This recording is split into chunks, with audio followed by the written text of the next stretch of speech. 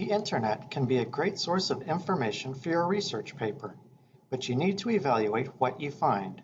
Some sites present information that is intentionally misleading. Other times it is difficult to evaluate the website.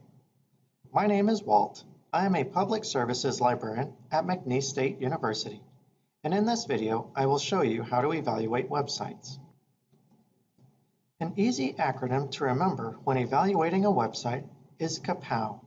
It stands for Currency, Authority, Purpose, Objectivity, and Writing.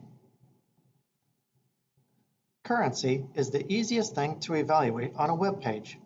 Look near the top and bottom of the page to see when a website was last written or updated. Currency is important because facts, opinions, and conventional wisdom frequently change. Here we see an undated book review of James Frey's A Million Little Pieces.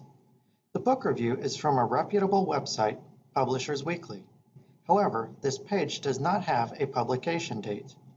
The review is thorough and tells readers that movie and television options are being discussed.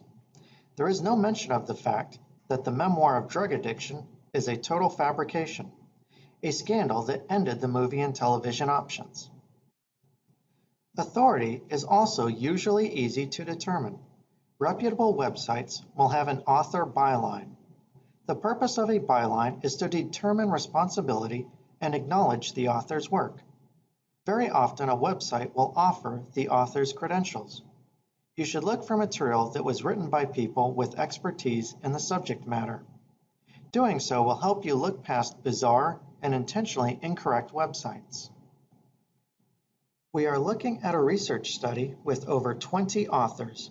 Most of them are college professors. They did a lot of research to create a new study discussing the origins of the ancient Greeks. One last thought regarding authority. When evaluating a website, look for a means to contact the author. Reputable authors, even hobbyists, want to communicate with people with similar interests. No visible means to contact the author directly is usually a bad sign. Purpose is a little more difficult to determine. You can frequently determine purpose in an About Us page. Why are they telling you information? Why is that information important? TrendingPolitics.com appears to be a conservative news site. The stories all have a hard-right political bias, but the real purpose of this website is sales, both in online advertising and in the site's own online store. The telltale sign is that most of these news stories are short and written by the same 3 to 4 people. This site is designed to sell, not sway public opinion. Objectivity is a difficult criterion to assess. Keep in mind that all web pages have a little bias because the author chooses what information to present and what information to exclude. Consider whether there is informal speech, name-calling, defensiveness, exaggeration, anger, and emotion.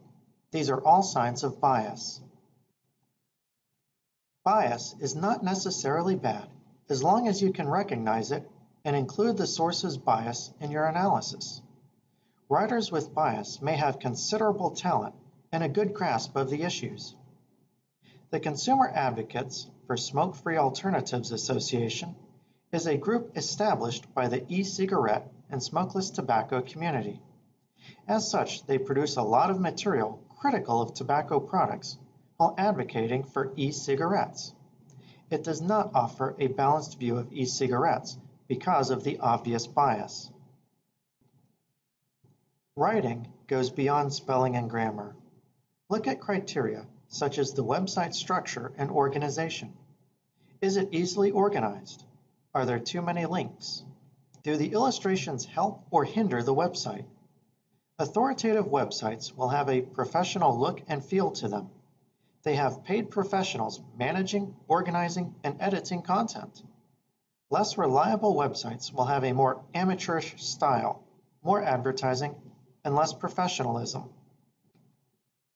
Rick Porrello's AmericanMafia.com used to be the place to go for information on the American mob.